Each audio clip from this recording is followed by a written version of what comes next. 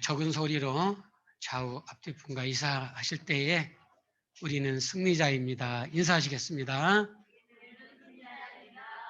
예. 주보를 다 받으셨지요? 우리 오전 대회의 제목을 같이 한 목소리로 읽습니다. 시작. 예. 다시 한번 시작.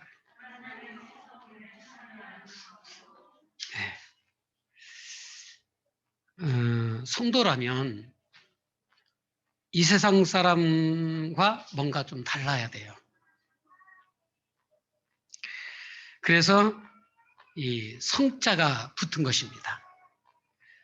이 성자는 성경적인 의미로는 구별하다입니다. 그러니까 성도는 거룩하신 하나님께서 구별한 자들을 의미하는 거예요.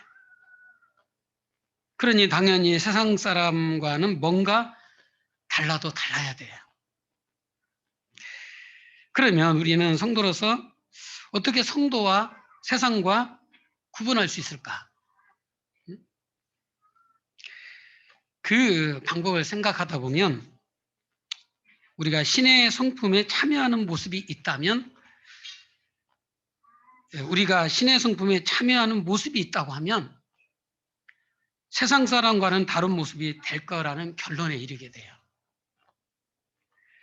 아무래도 신의 성품이 우리에게서 드러나다 보면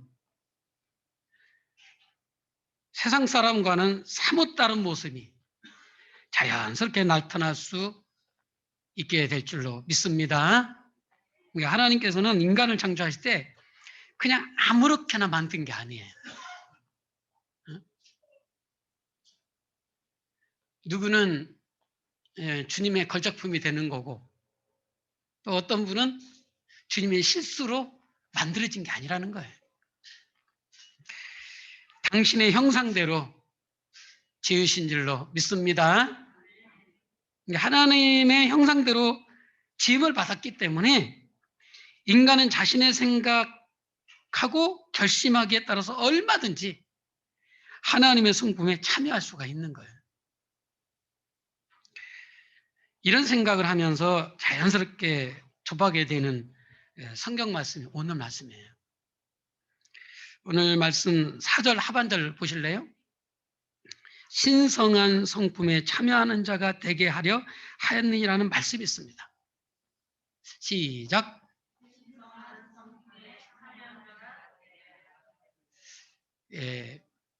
그 펜이 있으면 그 부분에다가 언더라인을 쳐놓으시면 좋을 것 같아요. 오늘 말씀의 제목입니다. 여기서 신성한 성품이라는 말은 신적 성품, 곧 하나님의 성품을 의미합니다.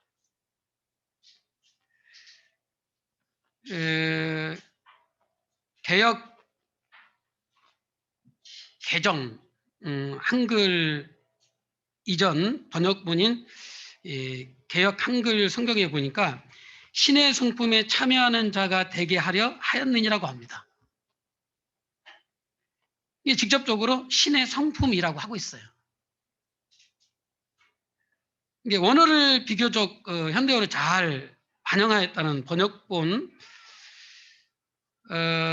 이 더 디바인 네이처에 보면 신의 성품이라고 하고 있습니다. 신의 성품. 그러니까 우리가 어렵게 생각하는 하나님의 성품은 그렇게 어렵지는 않아요.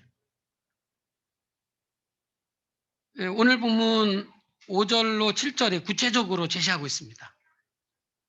같이 시작.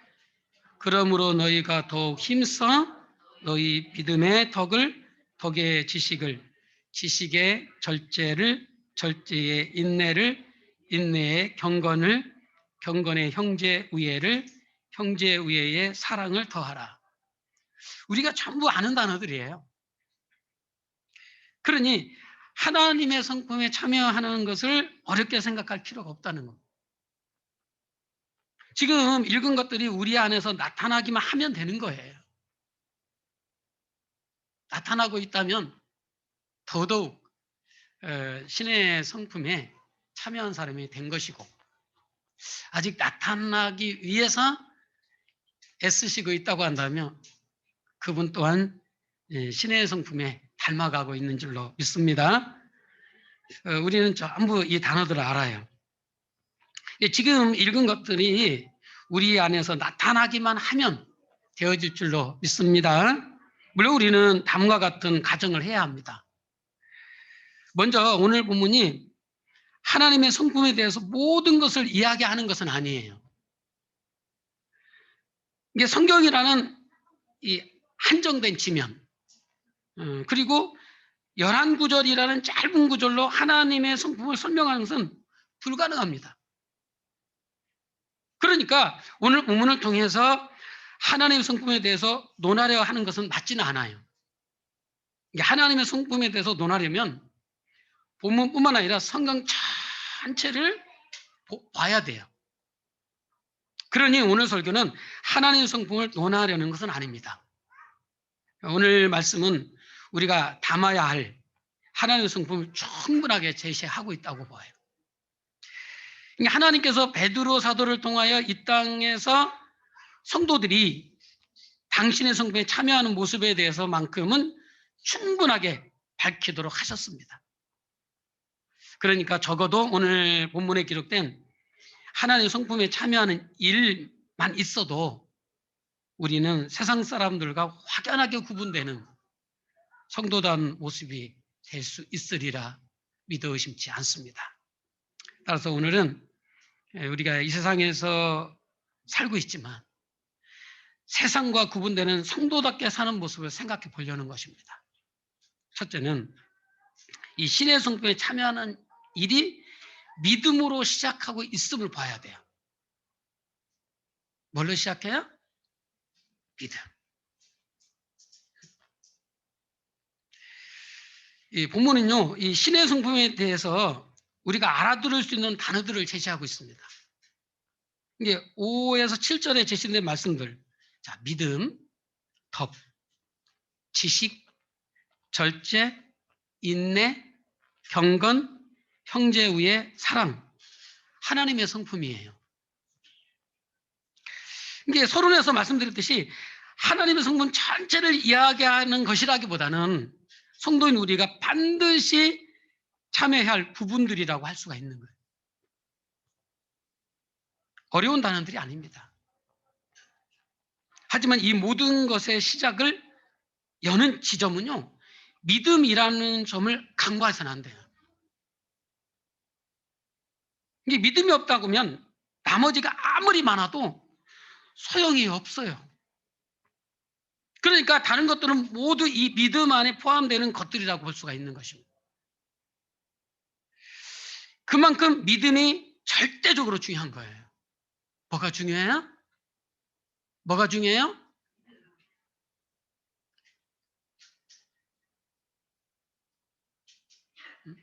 여러분이 하나님의 성품에 참여하는 것은 먼저 믿음을 가져야 돼요. 물론 이 세상에서 믿음이 없어도 그 뒤에 나타난 여러 가지 요소들이 충분하게 나타나는 사람들도 볼 수 있습니다. 믿음이 없어도 덕을 갖춘 사람을 볼 수 있어요. 믿음이 없어도 지식을 가진 사람을 볼 수 있습니다.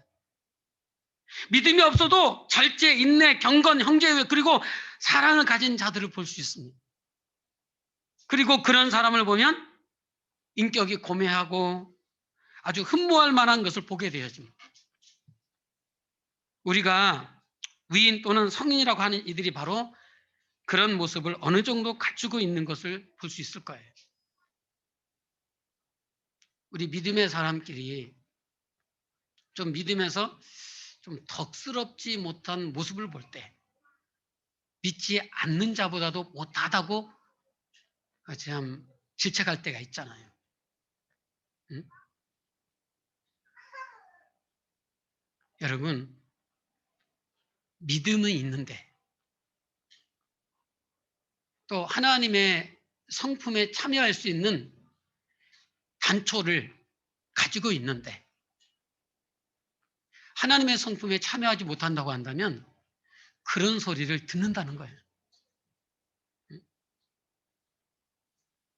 처음 신앙생활 하신 분이 교회에 첫 발을 내딛었는데 참 믿음이 있으니까 아니 믿음의 선물을 받고 주 앞에 나왔으니 주님을 향한 고백이 일어납니다. 그런데 성도들을 바라다 보면서 또 믿는 사람과 교제를 하면서 이만저만 실망을 한 게 아니에요. 신의 성품에 참여하지 못해서 그래요.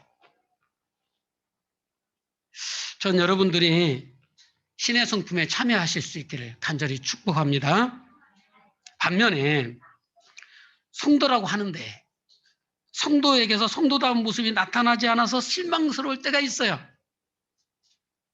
따라서 이 세상 사람이라도 하나님의 성품을 반영하는 것들을 많이 나타내면 존경하는 인물이 됩니다. 그리고 그런 저들의 삶은 인간적으로 매우 훌륭하고 존경받을 만해요. 우리가 믿음 안에 있으니까 어떻게 우리는 예수 안에 같은 공동체니까 할 수만 있다면 이해하고 수용하고 포용하니까 뭐 넘어갈 수 있습니다만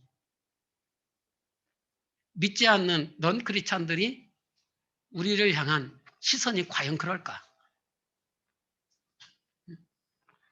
또 우리가 믿음을 소유했기 때문에 믿지 않는 사람들을 바라다 볼 때, 저 사람은 하나님을 모르는데도 불구하고 참 존경스러운 사람이 있을 수 있어요. 여러분들이 표현하지 않아서 그렇지 아마 그런 분들이 분명 있을 겁니다. 저에게도 있어요. 그러나 딱 거기까지예요. 저들이 아무리 하나님의 성품에 찬양하는 것들을 살면서 많이 나타난다 하더라도 그 자체로는 하나님의 성품에 참여하였다고 말하지는 않습니다. 왜냐하면요, 이 하나님의 성품에 참여하는 일은 본질적으로 믿음이 아니고는 이루어지지 않는 것들이기 때문에 그래요.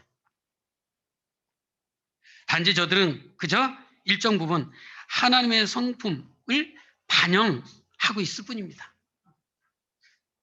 이렇게 하나님의 성품만 반영해도 이 세상에서는 훌륭한 인격자가 되는 거예요.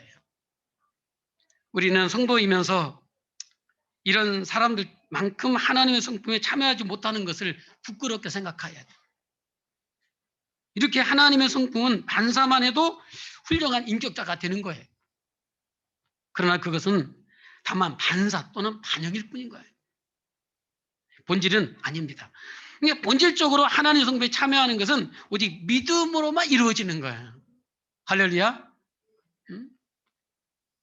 신의 성품에 참여하는 것은 저와 여러분들에게 기회를 하나님이 주신 거예요. 네. 믿음이 없으면 절대로 신의 성품에 참여하지 못하는 거예요. 그래서 이 모든 것을 이야기하는 시작 지점인 1에서 4절로 들어가면 우리가 사도들과 동일하게 그리스도의 의를 힘입어 믿음을 받았다고 하는 것입니다.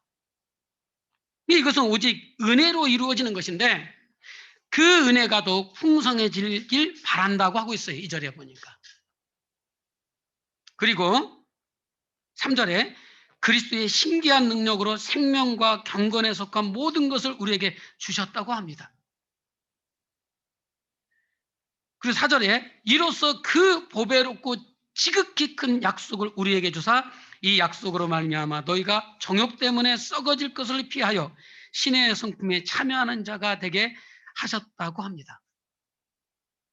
이 부분에서 우리가 자주 듣던 단어들이 나오죠.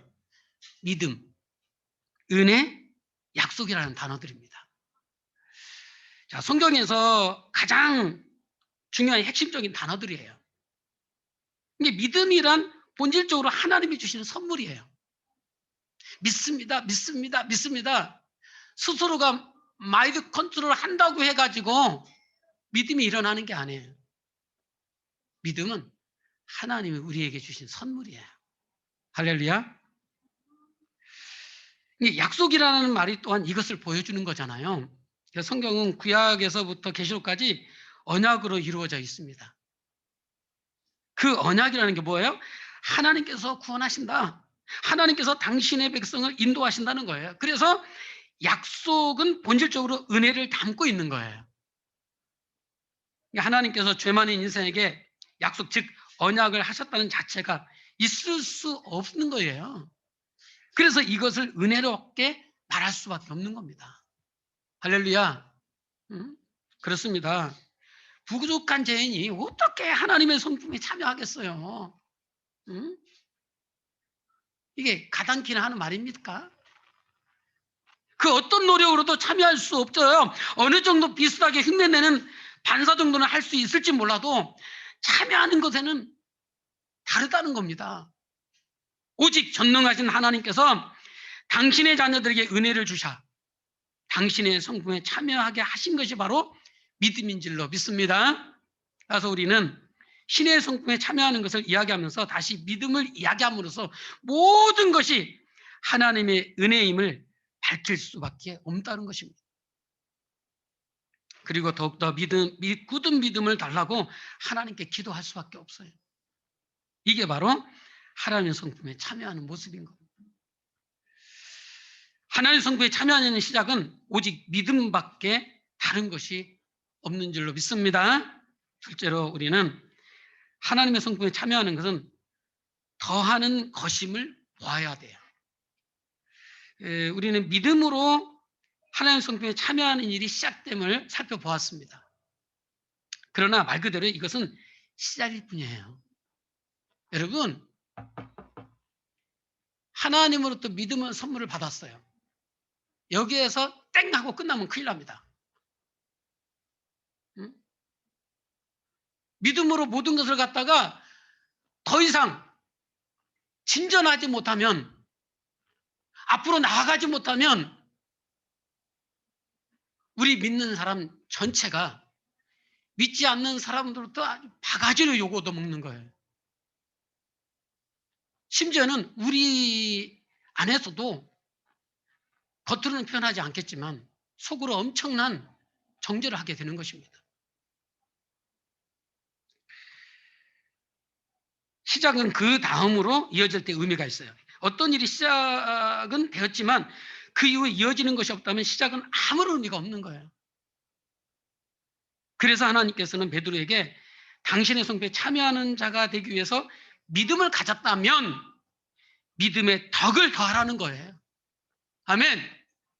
믿음을 가졌다면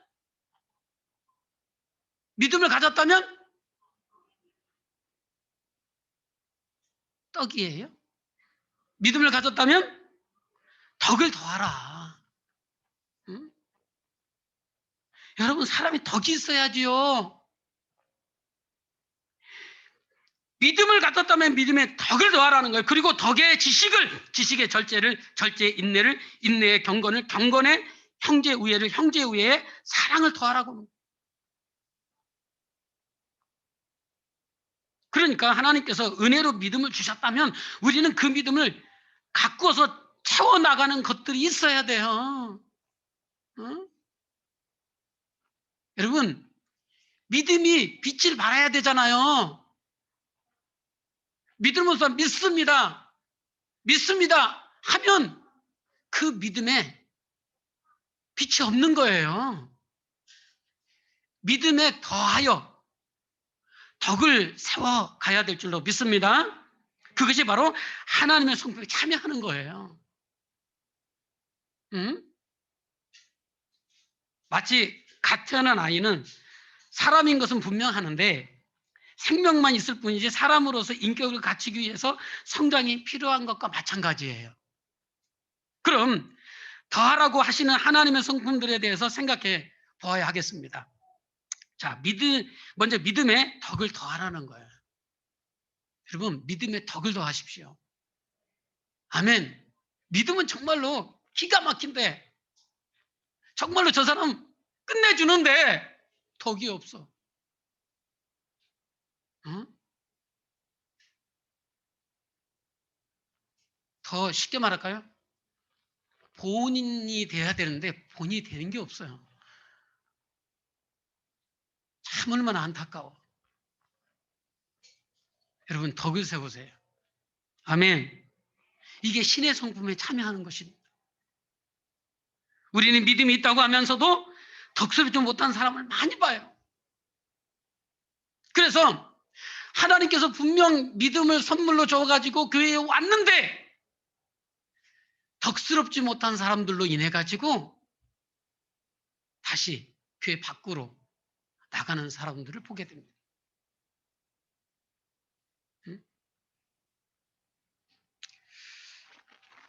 우리가 가진 믿음을 강조하고 주장하면서 세상에 이렇게 피해를 준다면 과연 하나님의 성품이 충만한 것이라고 할 수 있을까?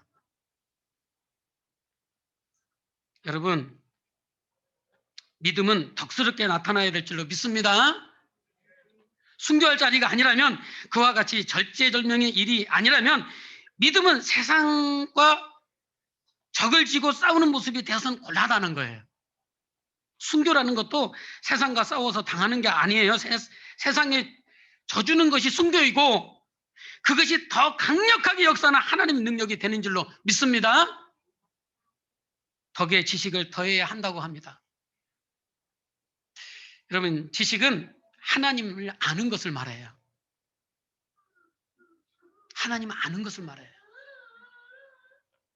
자식이 나를 낳아주신 부모님을 안다면 얼마나 더 잘하시겠어요?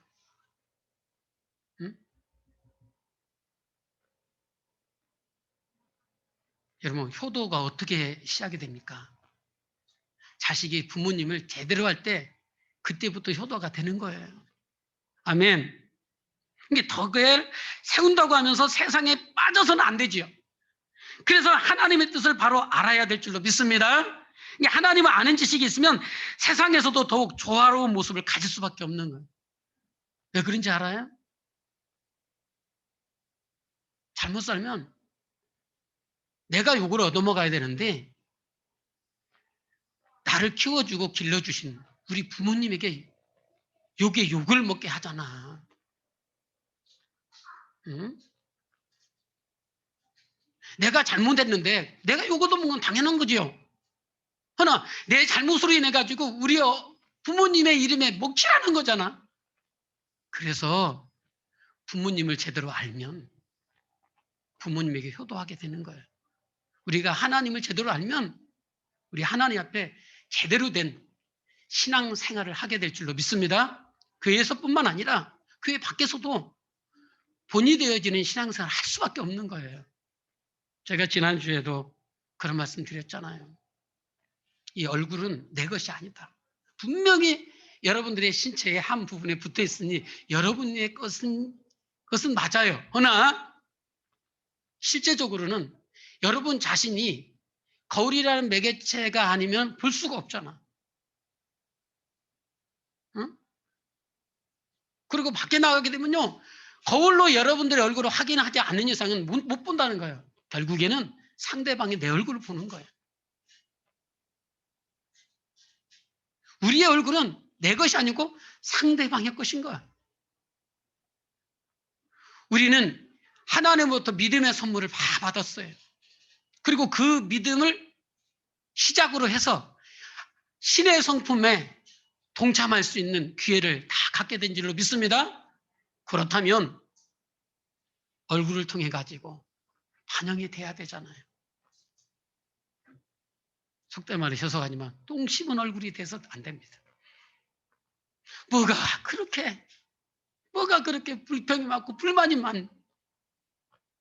여러분, 얼굴에서 그런 것들이 읽혀지면 이건 신의 성품에 참여한 자라고 말할 수 있겠습니까? 분명히 믿음이 있는 것은 누구도 다 인정할 수 있지만 과연 저 사람을 통해 가지고 그리스도의 복음이 많은 사람들에게 어필을 할 수 있겠느냐는 거예요.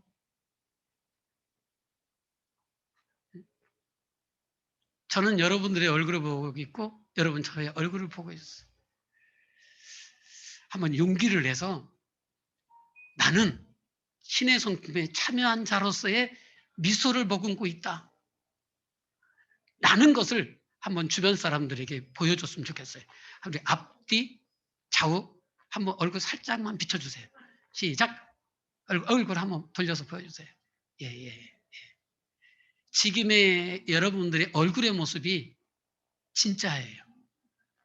응? 다시 원상태로 돌아오니까 당황스럽네요. 할렐루야. 자, 인내에 경건을 더하라고 합니다. 경건은 하나님의 뜻대로 사는 것을 말해요.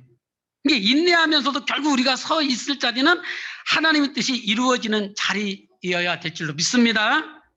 경건의 형제 우애를 그리고 형제 우애의 사랑을 더하라고 합니다. 형제 우애는 성도들끼리 사랑하는 것을 말해요. 형제 우애란?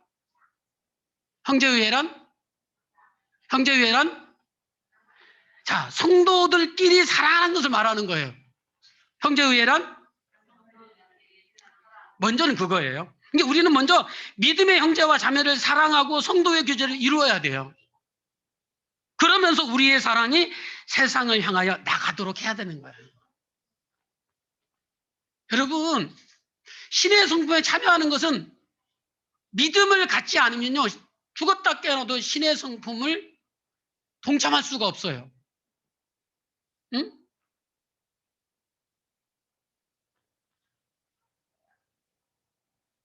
하지만 믿음이 없어도 신의 성품에 대해서 반영은 할 수 있습니다. 반사는 할 수 있어요. 그러나 동참할 수 있는 건 아니에요. 여러분 모두는 하나님께서 믿음을 선물로 줬기 때문에 신의 성품에 동참할 수 있는 기회를 얻은 겁니다. 할렐루야. 이 기회를 잘 갖는 사람, 이 기회를 놓치지 않고 이 믿음에 더하여 사시는 분들에게는 정말로 그리스도의 복음이 많은 사람들에게 나타나게 될 줄로 믿습니다. 중요한 점은 우리가 하나님 성품에 참여하는 것은 이렇게 머물러 있는 게 아니라 더해 나가는 것이라는 점이에요. 성도는 항상 자라가고 완성되어 가는 모습이 되어야 될 줄로 믿습니다. 성장이 멈춰서는 안 돼요. 하나님의 성품은 우리가 더욱더 하나님의 사람다운 모습으로 더해 나갈 때 이루어질 줄로 믿습니다. 마지막입니다. 하나님의 성품에 참여하는 것은 사랑으로 완성되는 것임을 깨닫길 축복합니다. 이 하나님의 성품은 하나님의 주시는 은혜인 믿음으로 시작한 것이라고 했습니다. 또한 그 믿음에 하나씩 더해 나가는 것이라 했어요. 그래서 결국 이루어야 할 지점은 바로 사랑입니다. 아멘. 사랑이에요. 사랑은 율법의 완성이에요. 사랑은 하나님 자체를 나타내는 핵심인 겁니다. 따라서 성도가 하나님 성품에 참여하는 것은 결국 사랑으로 이루어지는 거예요. 성도가 사랑하는 모습을 나타내지 못하면 하나님의 성품에 참여하는 건 아닙니다. 물론 우리의 힘으로 사랑할 수는 없어요. 그렇기에 우리는 살아가기 위해서 더 기도하시길 축복합니다. 결국 하나님 성품에 참여하는 길은 기도 없이는 이루어질 수 없다는 걸 보게 되는 거예요. 기도가 뭐예요? 기도가 뭡니까? 하나님과의 교제입니다. 누구와 자주 교제하느냐에 따라서 영향을 받는 거예요. 하나님과 교제가 쉼없이 이루어진다고 한다면 하나님을 닮아가는 모습을 결국에는 나타나게 되는 거예요. 할렐루야. 또 부부도 오래 살다 보면 서로 닮아가잖아요. 응? 식생활도 닮아가고 심지어 외형까지도 닮아가는 것을 볼 수 있게 돼요. 꼭 자매인 것 같아. 형제인 것 같아. 그런데 부부야. 이런 믿음 생활을 참정을 잘하면요. 하나님을 닮아가는 거예요. 아멘. 하나님은 사랑이시라 했어요. 예수님의 12제자 가운데 12명의 제자가 예수님의 사랑을 듬뿍 받았겠지만 특별히 요한 1서, 요한이서, 요한3서, 요한계시록, 그리고 요한복음 5권을 쓴 요한이 사랑을 많이 받아요. 그래서 실질적으로 이 요한이 쓴 이 5권의 서신의 내용을 보면 다 사랑이 넘쳐나요. 아멘. 사랑이 넘쳐요. 여러분들 삶 속에서 그리스도의 사랑을 마음껏 품어내시기를 축복합니다. 축복합니다. 사랑하는 여러분, 우리는 하나님의 성품을 반사하는 자들이 아니라 참여하는 자들이라는 점을 잊지 말기를 축복합니다. 이거 자체가 은혜인 거예요. 세상 사람들은 신의 성품을 반사하는 정도에서 우리는 굉장히 부러워하잖아요. 존경스러워하잖아요. 그러나 우리는 믿음으로 출발해서 신의 성품에 참여할 수 있는 기회를 받았으니 얼마나 감사한 일이에요. 그냥 기회로서만 갖는 것이 아니라 그 기회를 놓치지 않고 하나씩 더해 가시기를 간절히 축복합니다.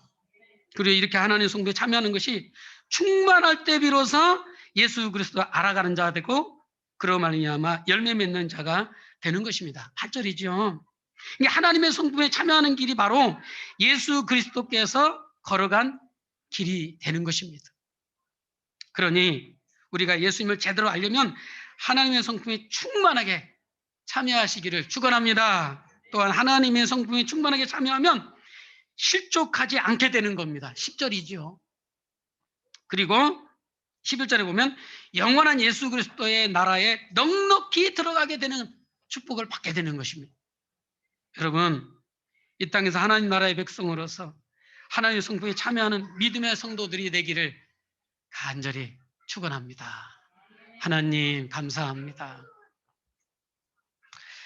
하나님의 성품에 참여하는 주의 자녀들, 백성들 다 되어지도록 도와 주옵소서. 예수님 이름으로 기도하옵나이다. 아멘. 찬송가 68장 부르시면서 준비하신 님 올려드립니다.